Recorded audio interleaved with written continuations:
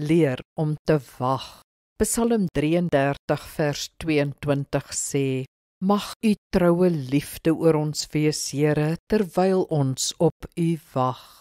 Vroeër moes mense baie meer wag. Jy moes wag vir die bus, wag vir die trein in die wagkamer, en op die trein moes jy 'n dag wag om by jou bestemming aan te kom. Jy moes wag dat jou ouers jou kom haal, wag vir jou TV-program, wag vir jou beurt.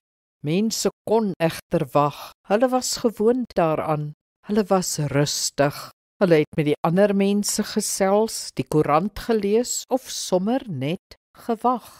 Vandag kan ons nie meer wag nie.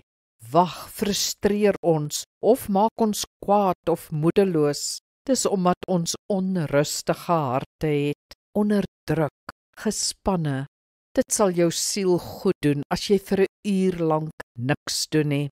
Sit in die tuin, sit op die stoep, kyk vir die wolke, kyk vir die mense. Ontspan, die wêreld sal nie vergaan nie. Raak weer rustig. Kom ons bid saam. Here, leer my om te wag.